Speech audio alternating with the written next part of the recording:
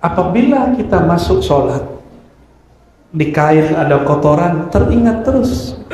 Jika di kolbu ada ingatan duniawi, nyantol nama makhluk di kolbu, masuk takbir, nama selain Allah belum dibuang, inilah yang mengganggu orang sampai akhir sholat. Jadi kalau ingin bertanya, cara cepat khusyuk gimana? Cara cuma satu, taubat qalbiyah. Taubat taubatkan kolbumu, karena yang dipandang Allah kolbu. Yang Allah pandang kolbu, berarti yang diterima apa? Kolbu. Allah tidak terima zahirnya. Maka mohon maaf, mau celana jingkrang ataupun pakai sarung, atau sarungnya pun dijingkrangkan, pakai serban, pakai gamis, pakai jubah, mohon maaf, jika kolbunya tidak merasa hina di hadapan Allah, jika di kolbunya masih ada nama-nama.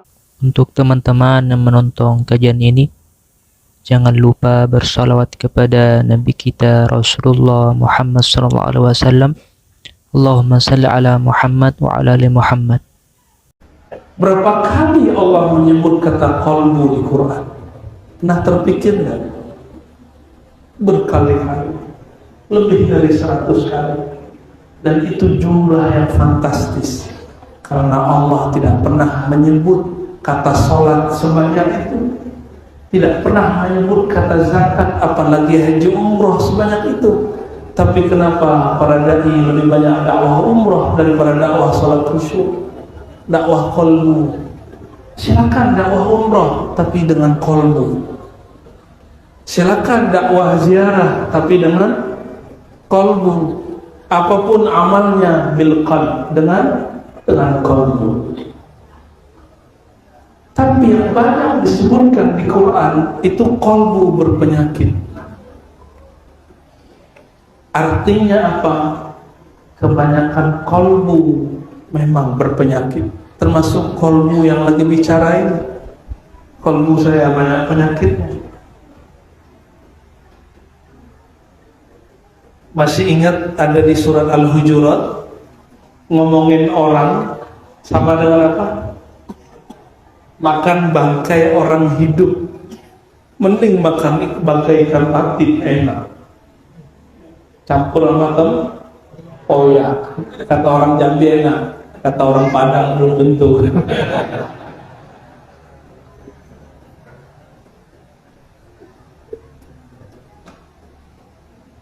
Bapak Ibu yang bukan Allah,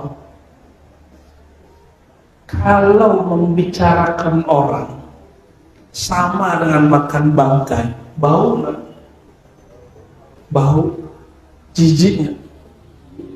Kalau antum menyimpan kebencian di sini, kalau dikeluarin itu sama dengan najis dibuang. Kok nyaman hidup ada najis di dalam badan? Saya mau tanya, kalau berangkat sholat, tiba-tiba ketika di jalan terkena najis di sarung, nyaman nggak? Kalau dibawa dipaksakan sholat, kepikiran nggak? Kita kepikiran. Dari awal takbir sampai assalamualaikum yang teringat bagian najis. Sudah mulai paham? Kalau masuk ke dalam masjid, masuk ke Baitullah, masuk ke dalam sholat, di kolbu ada satu noda saja. Antum biarkan kebencian kepada makhluk, berburuk sangka kepada makhluk, iri dengki kepada makhluk, merasa lebih alim, lebih suci dari seorang makhluk. Itu orang sholat, di badannya ada bau bangkai yang luar biasa, maka ruhnya gelisah. Ketika sholat, dia ingin segera cepat, ingin buru-buru. Disitulah sejarahnya, sejarah rohani, secara kronologis, kenapa orang tidak tumanina, tidak bisa tenang. Kenapa? Ruhnya gelisah. Mandi pakai air apa? Comberan, kayak gitu. Bersih nggak? Nyaman nggak? Tambah kotor. lam yazdad minallahi illa bu'da. Yang bertambah tambah jauh. Dia sholat, habis sholat dia merasa gua udah sholat suci dah soleh. Maka hati-hati berhijrah, hati-hati berguru. Al-Islam nanti berguru itu adalah kunci benar beragama. Kalau salah berguru nanti salah cara beragamanya. Banyak kawan kita dulu teman ngopi, teman sarapan, ya sekarang nggak mau lagi ngopi. Kenapa? Cuma karena beda sarung sama celana jingkrang. Ya. Ini fakta Pak. Ini pengalaman saya maksudnya.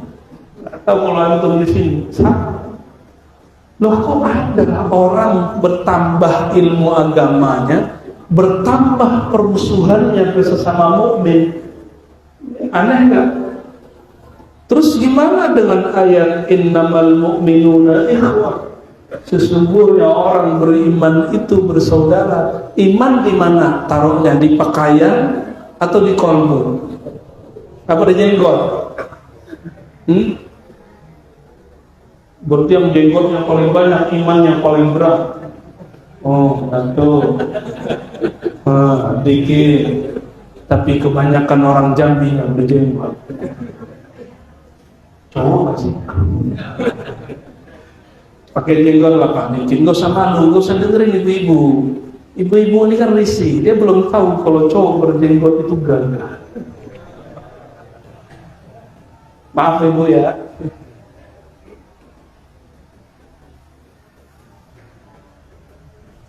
Apabila kita masuk sholat, di kain ada kotoran, teringat terus.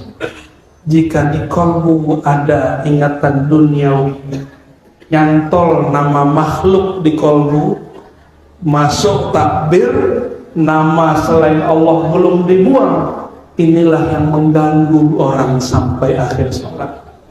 Jadi kalau ingin bertanya, cara cepat khusyuk gimana? Cara cuma satu, taubat qalbiyah.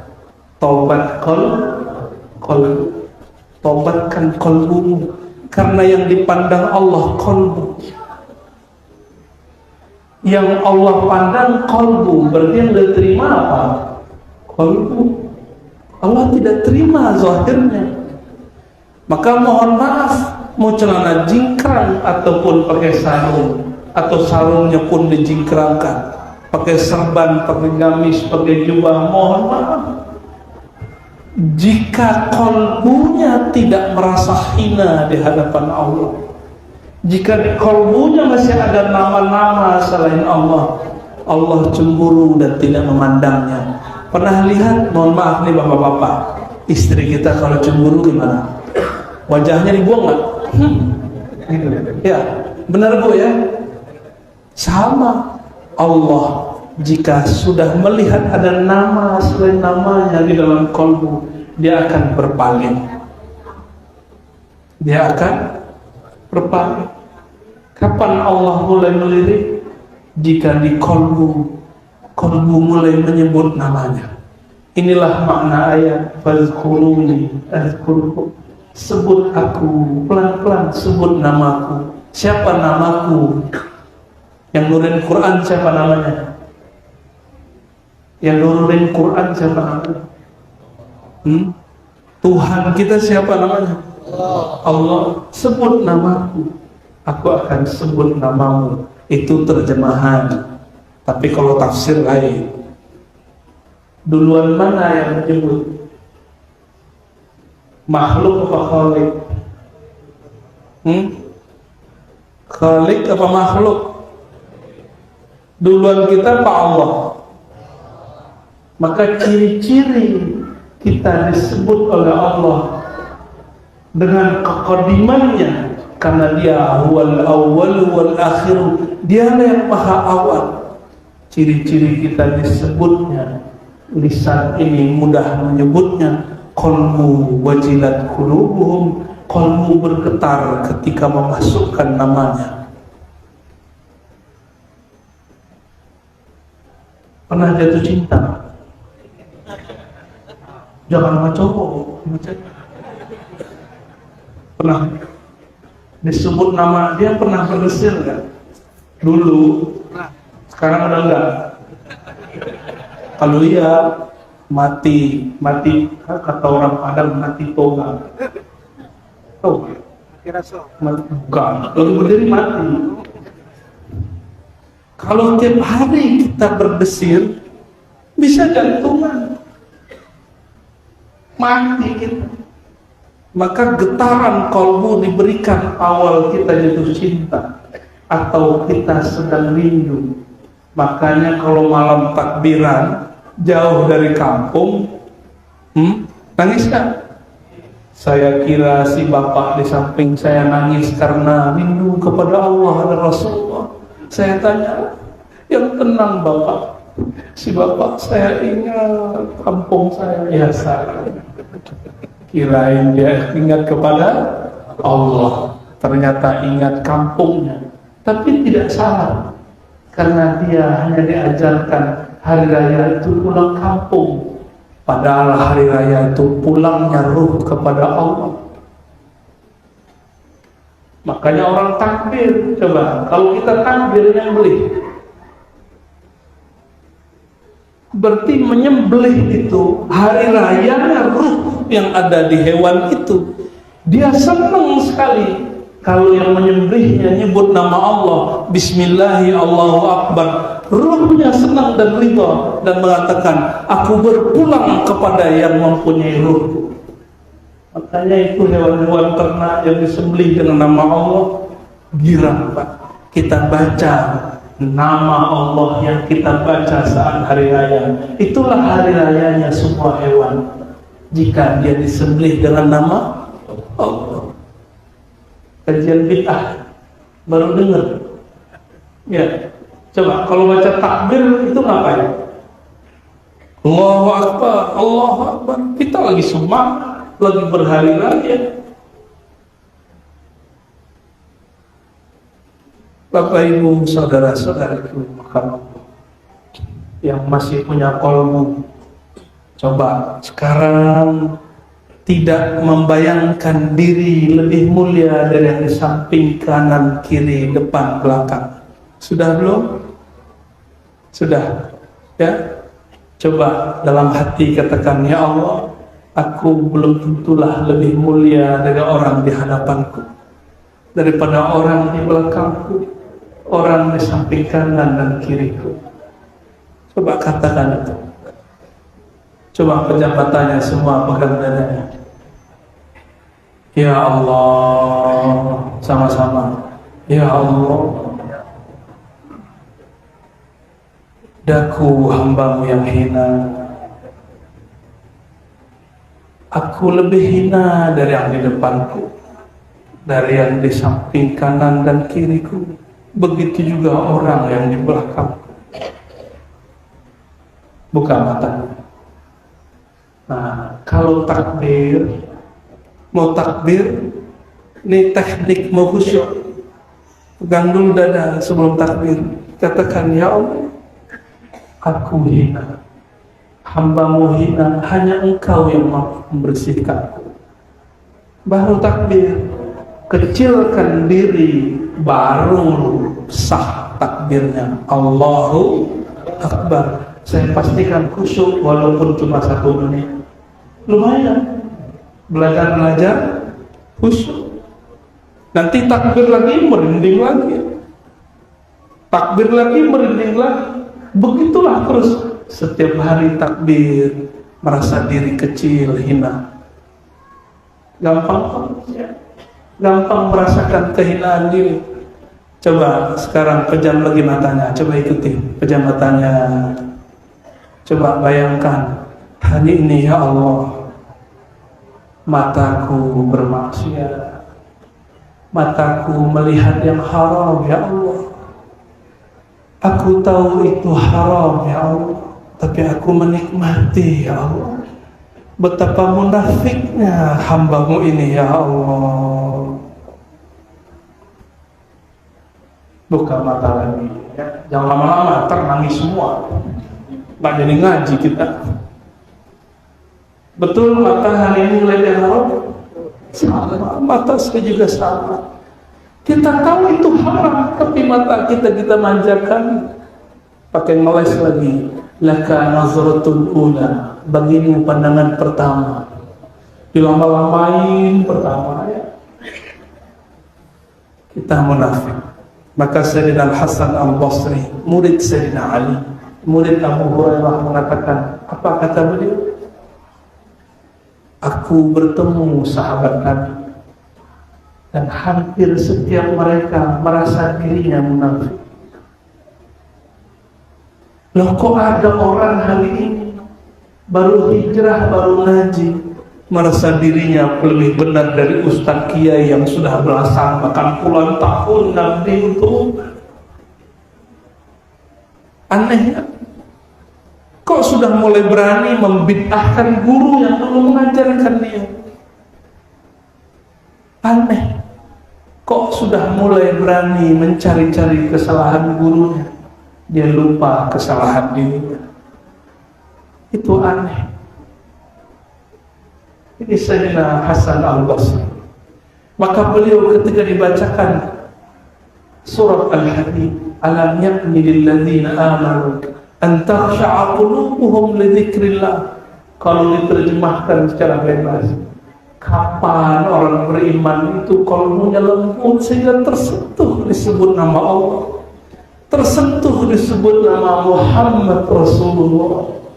Kapan?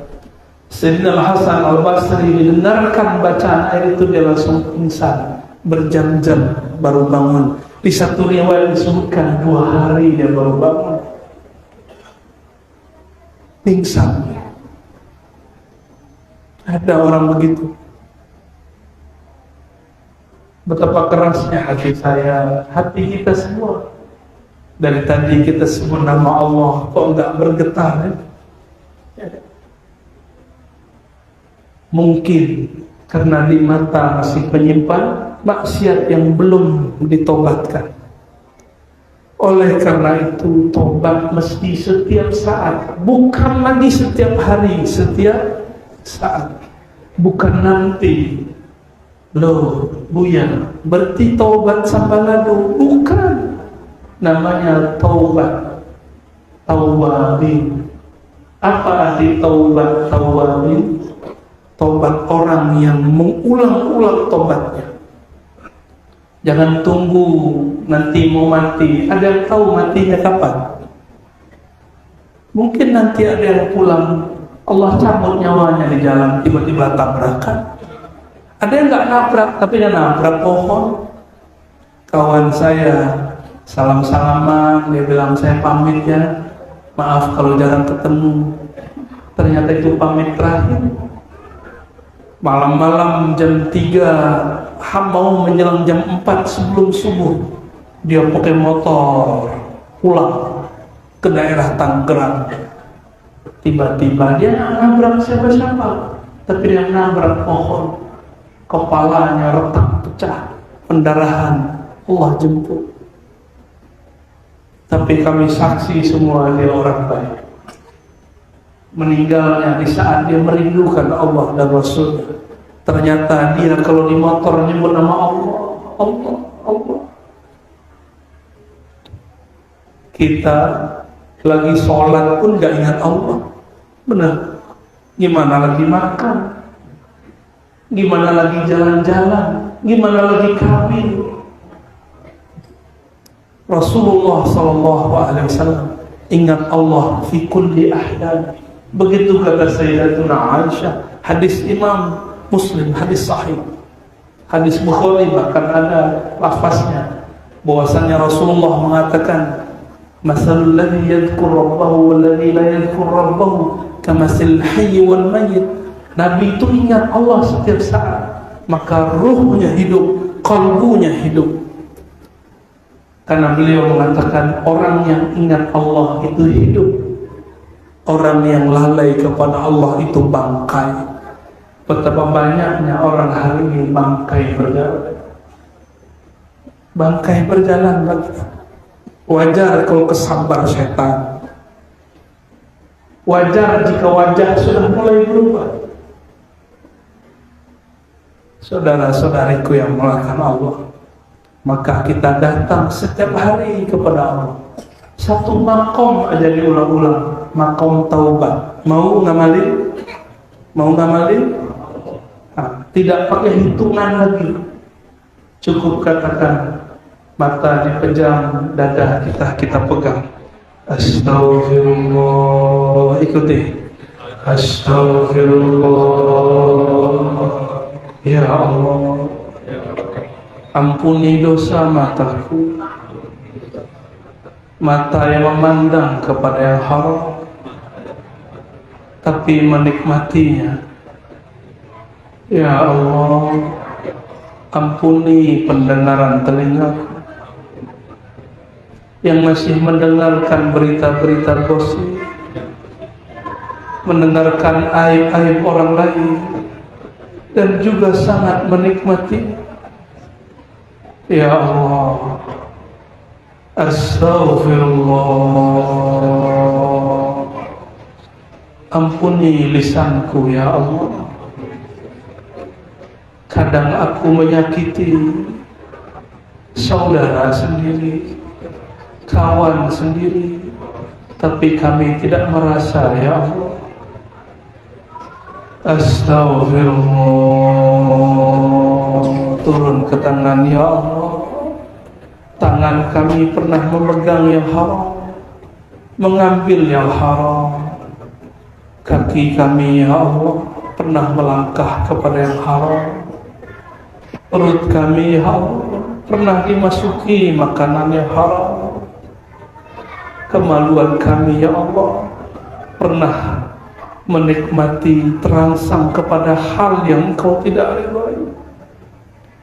Dari ujung rambut, ubun-ubun, iktikadkan astaghfirullah, mengalir ke wajah, astaghfirullah, mengalir ke dada, perut, tangan, kaki, semuanya sampai ujung kaki. Mandikan diri dengan nama Allah. Astaghfirullah,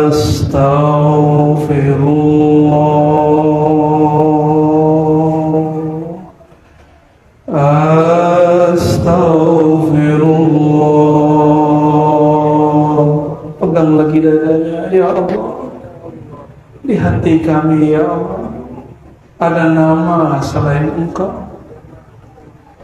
Ya Allah, di hati kami ada penyakit yang membusukkan hati, yaitu sombong ya Allah. Merasa lebih baik dari orang sekitar ya Allah. Merasa lebih alim daripada orang sekitar ya Allah. Merasa lebih dermawan dari orang sekitar ya Allah. Allahumma ya Allah, yang maha tahu busuknya hati kami, kotornya jiwa kami. Jika Engkau tidak membersihkannya ya Allah, maka tiada lagi yang dapat membersihkannya ya Allah. Maka malam ini ya Allah, dengan nama-Mu Ghaffar, Ghafur, Maha Pengampun, ampunkan kami dari ujung rambut sampai ujung kaki, dari dosa yang zahir sampai dosa yang batin, dari dosa hati sampai dosa nafsu. Al-Fatihah.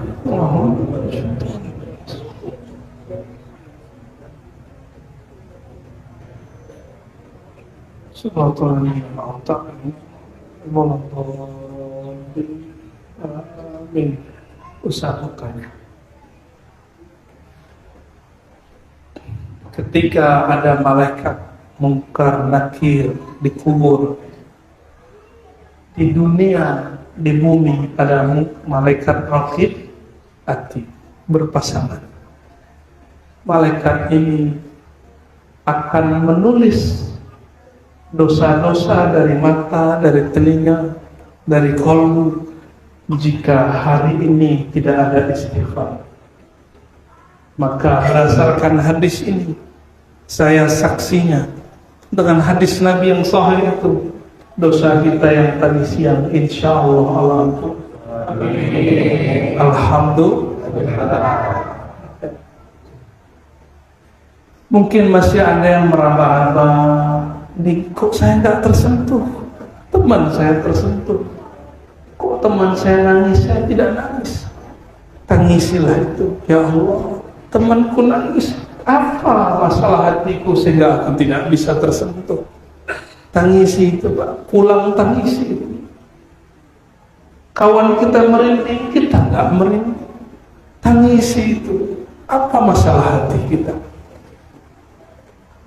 Apa masalah kolbu ini? Jangan-jangan kolbu ini sudah dikuasai selain Allah.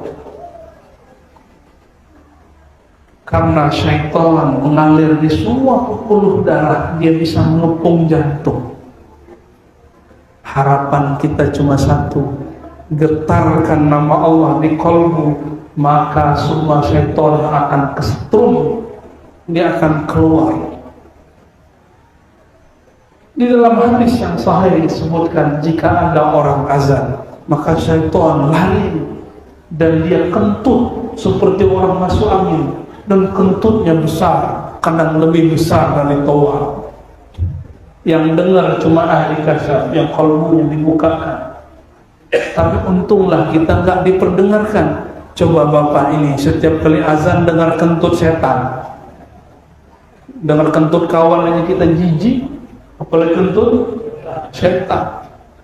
Akhirnya dia cari tempat buang air kecil, yang tempatnya tertutup dan jauh. Disitulah mereka bersembunyi. Maka kalau masuk ke kamar mandi harus baca doa. Kalau berwudu mesti di kolbunya menyebut nama Allah. Kalau nggak wudunya ditemani seorang syaitan namanya walhan. Inilah yang membuat orang bolak-balik wudu bisa setengah jam. Ya, itu akibat masuk ke tempat wudu tidak baca doa, dan lagi wudu tidak menyebut nama Allah dalam kolbu. Bahaya Pak. Coba saya tanya, kalau ada perintah di Quran wajib atau bukan? Di Quran dibedakan zikir pagi sore dengan zikir secara umum. Dalam surat Ahzab dikatakan, ya ayyuhallazina amanu dzkurullaha dzikran katsiran wasabbihuhu bukratan wa asila. Wahai orang yang beriman, sebutlah nama Allah sebanyak-banyaknya. Berarti wajib.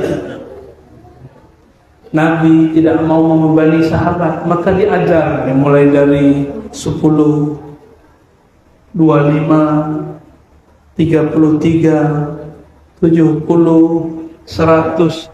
Sayyidatuna Sofiyah 4000. Nabi ajar. Lalu Nabi ajarkan zikir tanpa batas.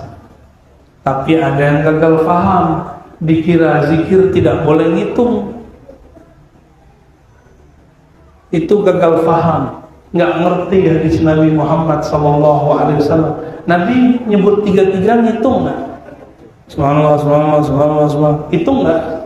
Kata si ustaz, nggak boleh hitung-hitung zikir. Terus gimana hadis Nabi ngitung-ngitung zikir? Maka saya tanya, kalau Nabi zikir 33, kita kelebihan 1, bid'ah nggak? Karena kalau bid'ah finnar. Kullu bid'atin, tuh hafal semua. Kayaknya ini korban semua. Ada yang hore di belakang. Kayaknya pengurus sama imam kita korban dinar-narkan sama orangnya.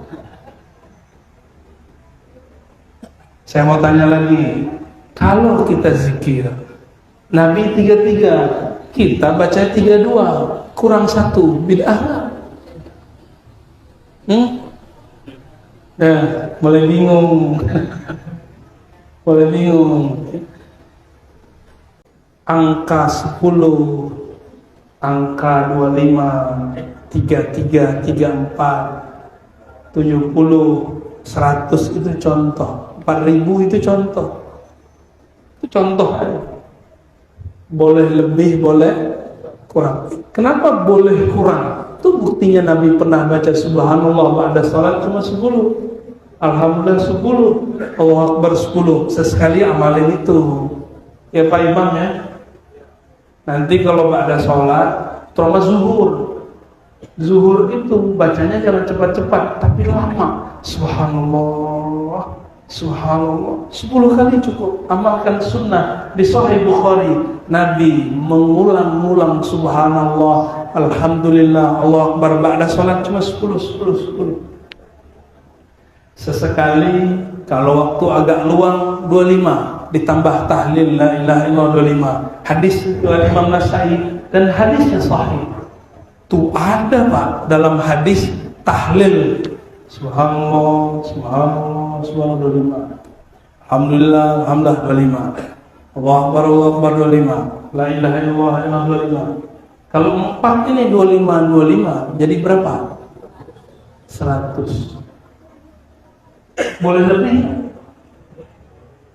Masuk neraka lah kan?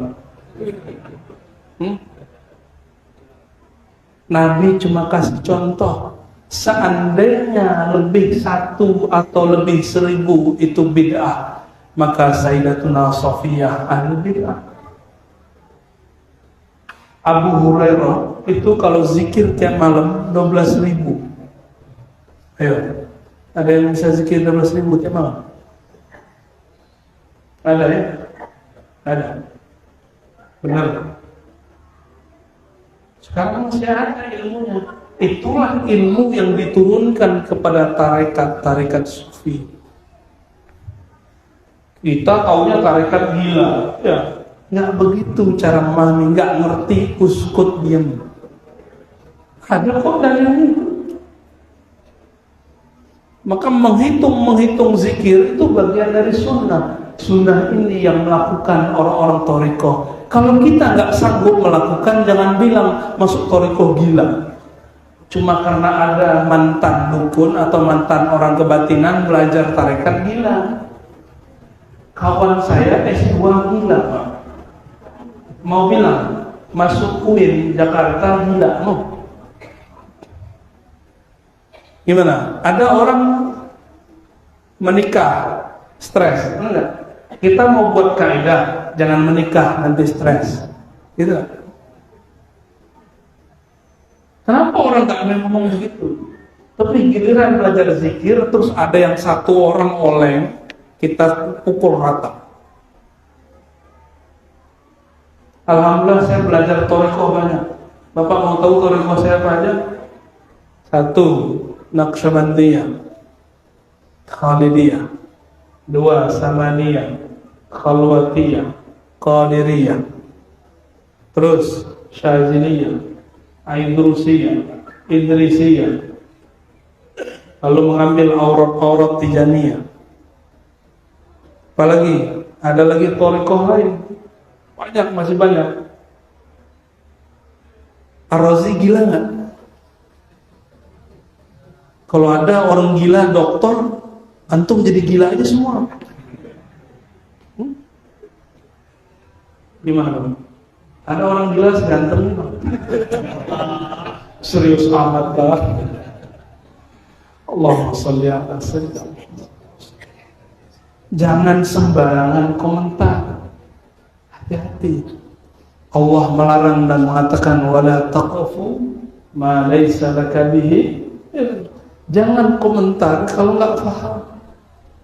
Termasuk komentarin orang yang khuruj 3 hari. Kalau nggak mau keluar, nggak usah keluar, nggak usah bicarain orang. Ya. Oh si Anu dia ninggalin keluarganya, itu kan salah dia, bukan salah semua. Bapak tahu malam tadi saya cerita, murid Imam Malik, kawan Imam Syafi'i, namanya Ibnu Qasim. Waktu itu belum ada thariqat, belum ada jemaah tabligh. Ini nggak bela siapa-siapa. Ini biar paham aja. Ibnu Qasim baru menikah, beberapa bulan ditinggal istrinya hamil. Sampai di Madinah, dia orang Mesir. Sampai di Madinah ketemu Imam Malik. Ilmunya Imam Malik ini luar biasa. Padahal Imam Malik satu hadis bisa diulang. Hari ini baca, bulan besok ulang lagi, minggu besok ulang lagi, diulang-ulang banyak. Tapi Imam Malik ini wali Allah, Imam Malik ini kekasih Allah, kekasih Rasulullah. Jika disebut nama Rasulullah, matanya langsung tertunduk. Imam Malik tidak berani baca hadis kalau belum mandi, walaupun sakit demam. Satu kali datang seseorang kepadanya, Imam Malik sedang demam. Saya nggak sanggup jadi Imam Malik, nggak sanggup. Kata seorang ini, padahal sudah ditahan-tahan oleh penjaganya, tapi orang ini sanggup terobos. Kata dia, wahai Imam Malik, apakah ada hadis mengenai A, B, C, D? Banyak pertanyaan.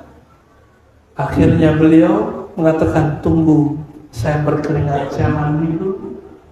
Boleh mandi, dia pakai baju yang bagus, seperti beliau hendak bertemu seorang pejabat. Selesai, dibacakan hadis. Lalu orang itu minta ijazah. Apa kata beliau? Sungguh hebat kalian. Malik belajar begini 40 tahun, kamu cuma belajar berapa menit. Minta ijazah. Beberapa hari minta ijazah, tapi dikasih juga.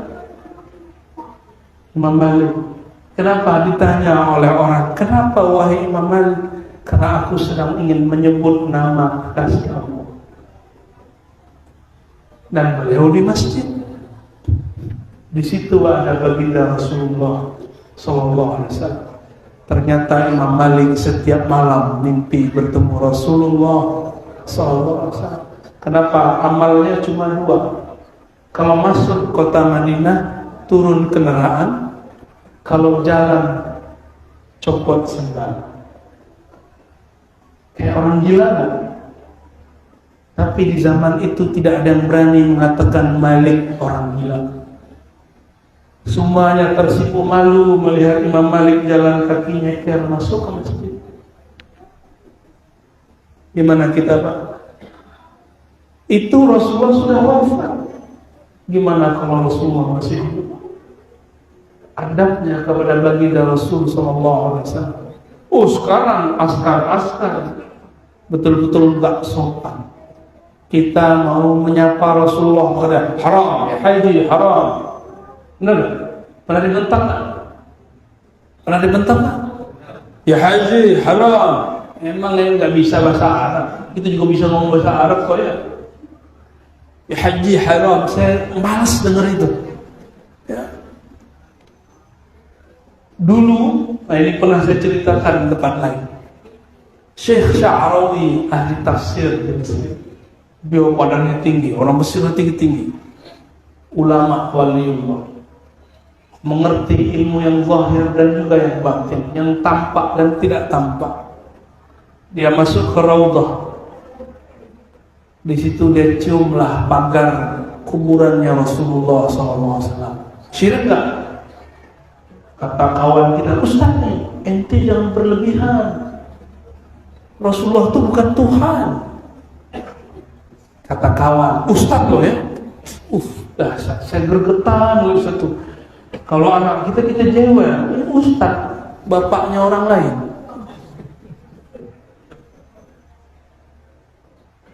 Akhirnya Syekh Sya'rawi ambil lehernya orang Arab. Arab itu kan gak terlalu gede, Arab Saudi. Ambil jidatnya, dicium. Kaget dia. Karena Syekh Sya'rawi gede. Kaget dia. Syekh Sya'rawi nanya, hei askar, aku cium kau barusan. Apakah ini syirik? Bingung dia. Nggak bisa jawab. Cium istri syirik? Mana kaedahnya mencium itu syirik? Kata si Ustadz sekarang, cium mushaf syirik. Nabi tidak pernah buat. Apa lagi ajaran? Ya, ada Ustadz begitu? Jadi yang sebelum tidur nyium-nyium foto orang, ente musyrik semua. Gimana? Itu nggak perlu dalil, Pak. Nggak perlu dalil sama orang begitu. Jadi kita sama orang begitu cukup pakai amal, pakai kecerdasan, kearifan. Bis itu askarnya diam, dicium sama Allah. Mungkin dia tobat setelah itu. Mungkin dia tobat setelah itu. Satu kali Sayyidina Muawiyah, ini lawan politik Sayyidina Ali. Ini sahabat-sahabat ini bertengkar juga masalah politik. Maka jangan heran kiai sama kiai tengkar masalah politik, biasa aja. Jangan kemudian membela kiai yang sama pilihan sama kita, biasa aja. Kan guru kita semua. Sayyidina Muawiyah melihat ada orang ditegur karena menyentuh bagian yang bukan Hajar Aswad. Cium-cium di peluk-peluk itu bagian bata itu, tapi itu bukan Hajar Aswad. Kata orang, syirik, bid'ah. Dalam hadis yang sahih Muslim, saya ingat Sayyidina Muawiyah mengatakan, tidak ada satu jengkal pun, 1 mili pun di Ka'bah ini yang tidak berkah. Semua diberkahi. Kenapa? Karena di situ Rasulullah dulu pernah bertawaf. Dalam satu riwayat yang ada yang memperdebatkan riwayat ini, tapi saya percaya riwayat ini. Sayyidina Bilal mimpi bertemu Rasulullah SAW. Apa kata baginda Rasulullah? Ya Bilal, lam narak. Kami lama tidak melihatmu. Di mana Sayyidina Bilal tinggal? Setelah Nabi wafat, Abu Bakar wafat, dia minta izin jihad ke Syam. Setelah sekian tahun, Rasulullah mengunjunginya. Kata Rasulullah dalam mimpinya, wahai Bilal, kenapa engkau tidak pernah muncul? Ini perintah. Ya Bilal, ziarahlah ke kuburanku. Wali-wali Allah gitu, Pak. Kalau ke sono ada isyarat dulu. Kalau kita mau berangkat tuh pakai syahwat, pakai nafsu. Apalagi mau deket-deket pembelian ini ya, biar dipanggil Pak Haji, Pak Umroh. Sayyidina Bilal datang ke sana. Baru sampai di Madinah, dia terperangah. Dia lihat, dia kenang semua tempat yang diinjak Rasulullah. Sampai di Madinah, dia ambil pasir yang dulu dia ingat Rasulullah pernah menginjak pasir itu. Kayak ambil begini-gini. Dia merindukan Rasulullah SAW.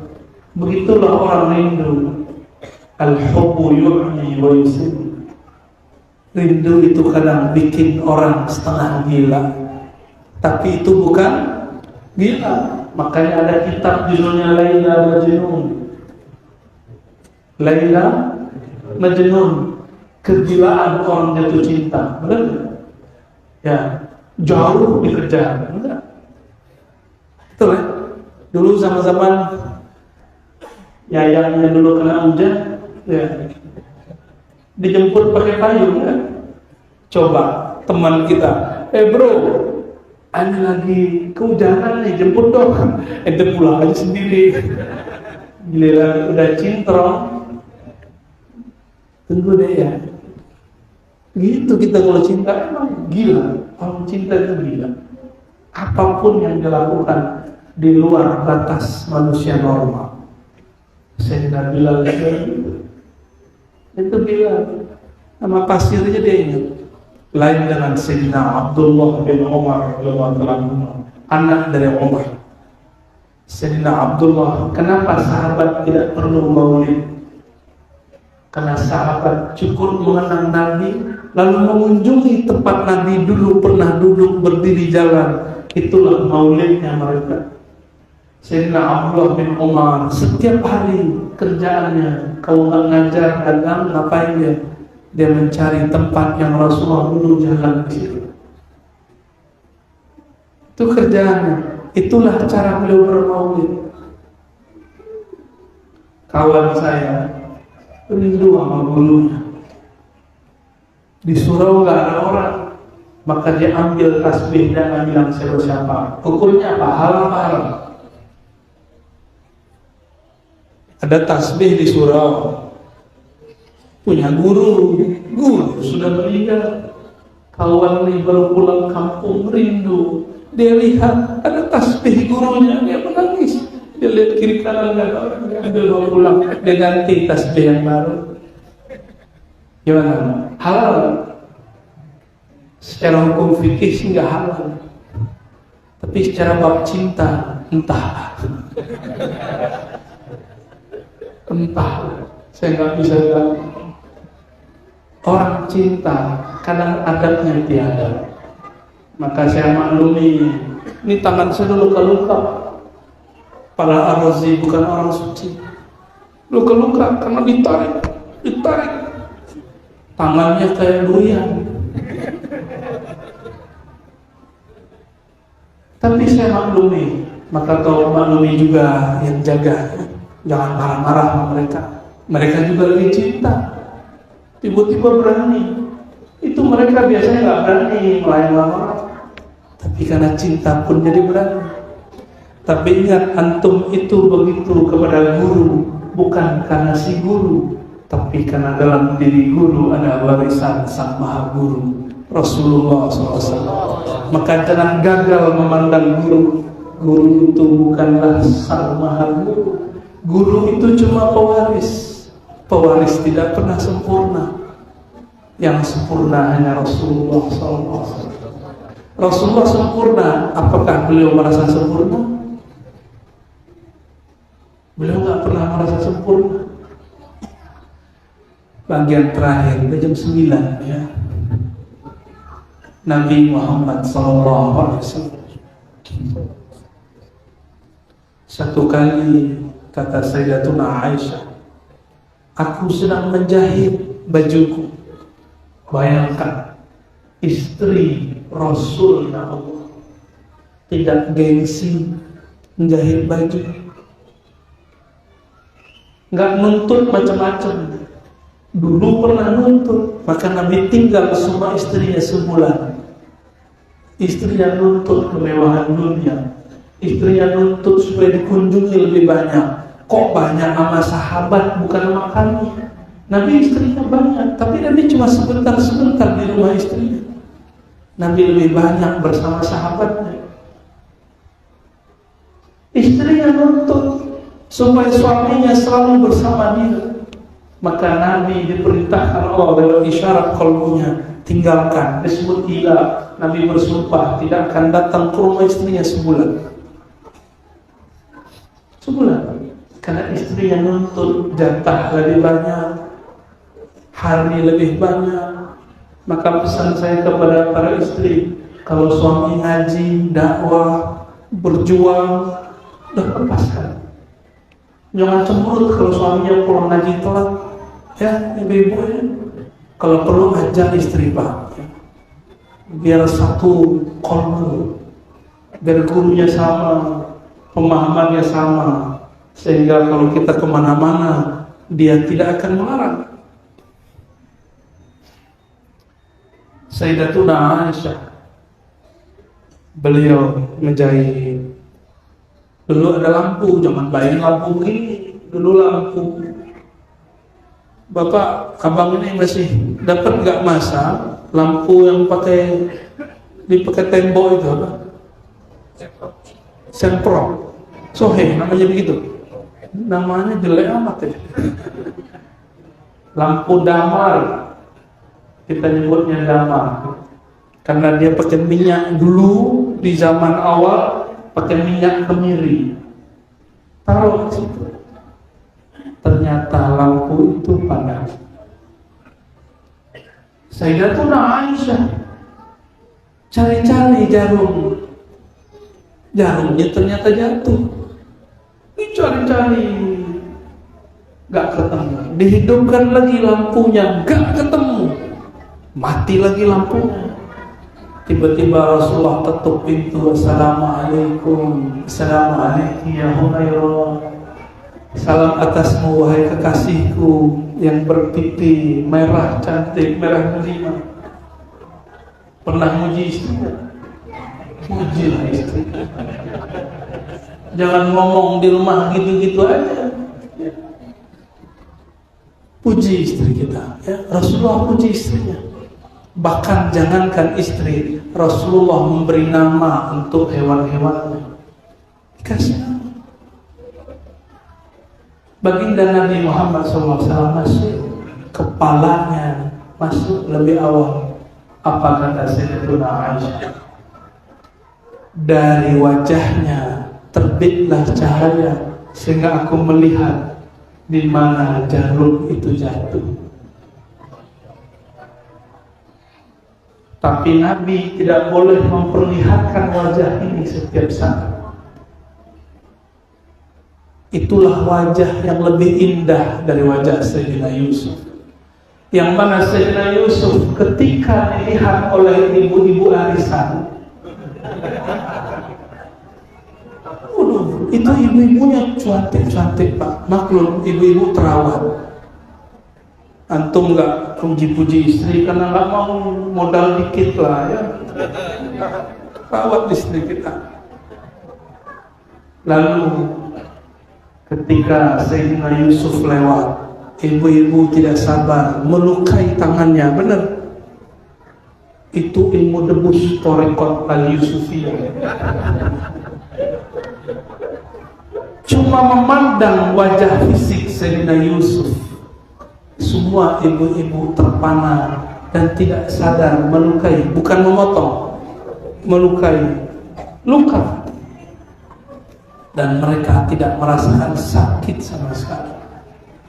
Coba bayangkan jika ada orang meninggal, ruhannya Rasulullah menemaninya, apakah dia merasakan sakit? Coba bayangkan sahabat Nabi ketika tombak mengarah kepada Rasulullah waktu perang Uhud, dia kemudian berdiri di hadapan Rasulullah. Rasulullah akhirnya hanya sedikit hampir terkena tombak, tapi tombak tembus di dada orang itu. Tapi dia tidak merasakan sakit karena dia ingin menyelamatkan kekasihnya Rasulullah. Ada orang begitu untuk Rasulullah yang mau berkorban. Apakah mereka musyrik? Enggak, mereka enggak musyrik. Itulah cinta. Apa kata mantan budak Rasulullah yang dimerdekakan? Nabi kalau beli budak dimerdekakan. Namanya Sauban ini budak, orang hina, lalu diangkat jadi orang mulia di sisi Rasulullah. Lalu setara dengan sahabat yang lain, bekerja seperti biasa.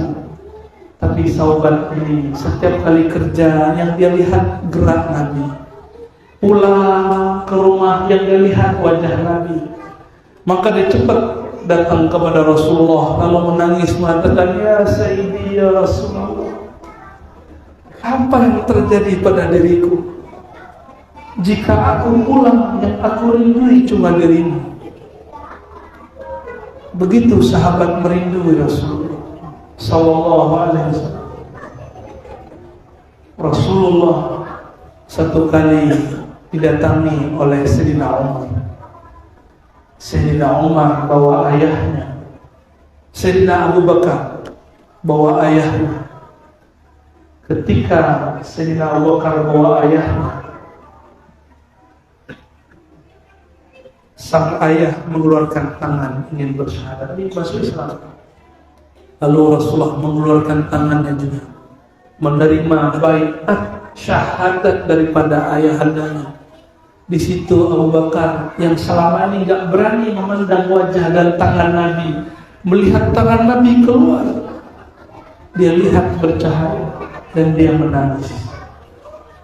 Dan dia Abu Bakar nggak sanggup lihat wajah Nabi. Saya bukan Nabi, lihat aja.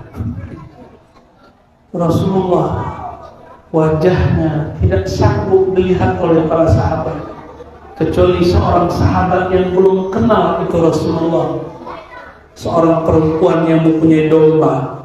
Ketika Nabi berhijrah dari Mekah ke Madinah, Nabi mengatakan, wahai ibu-ibu, izinkan saya ngambil dombamu yang kurus kering. Si ibu-ibu izinkan. Lalu Nabi pijit-pijit itu domba, Nabi sholawatin, doain. Lalu dikeluarkan susunya. Keluar susunya, mustahil secara akal.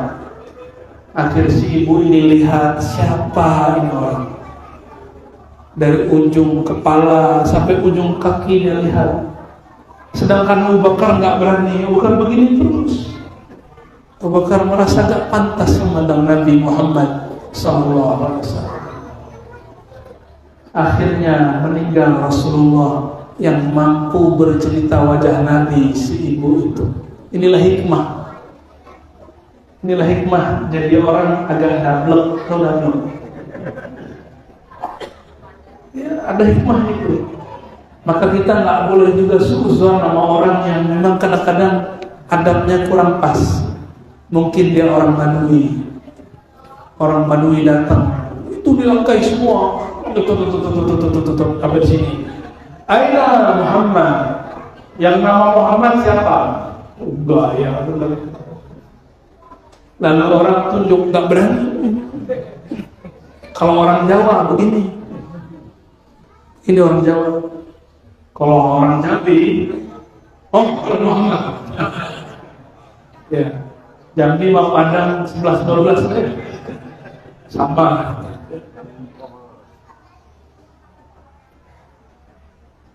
Walhasil Nabi kemudian senyum. Kata dia, Muhammad. Masya Allah, manggil Muhammad. Jadi yang manggil Muhammad itu mungkin lagi kerasukan Badui. Apa kata dia? Allahumma arhamni wa Muhammadan. Ya Allah, cukup sayangnya aku dan Muhammad, dan jangan sayangi semuanya selain kami berdua. Nabi marah enggak? Enggak. Nabi cuma bilang, jangan begitu bro. Rahmat Allah tidak sempit. Hal dayyaqta rahmatullah. Apakah engkau menyempitkan rahmat Allah? Nabi pelan-pelan, tapi Nabi senyum, Pak. Nabi kalau senyum, semua sahabat langsung senyum. Tapi Nabi senyum tidak pernah tertawa. Kalau Ar-Razi ketawa juga, tawanya bunyi, karena Ar-Razi bukan Nabi Muhammad SAW. Saudara saya dimuliakan Allah, sudah 9 lewat seperempat, menceritakan Nabi seumur hidup pun tidak akan selesai. Tidak akan selesai. Semakin diceritakan tambah rindu. Semakin, ini saya baru cerita Pak, gimana antum mimpi ketemu Rasulullah. Ini baru saya cerita gimana Rasulullah di hadapan sahabat Rasul. Maka kita cukup sesali diri, apa gerangan kolbu ini kok tidak tersentuh di nama Nabi, kok belum pernah mimpi ketemu Rasulullah SAW. Banyak-banyaklah sholawat. Saya tutup dengan ayat Innallaha wa malaikatahu yusholluna 'alan nabi. Jika Allah dan para malaikatnya sholawat, ya ayyuhalladzina amanu shallu 'alaihi wasallimu taslima. Maka wahai orang-orang yang beriman, malulah kepada Allah, malulah kepada malaikat Allah, bersalawatlah kepada baginda Rasulullah sallallahu alaihi wasallam.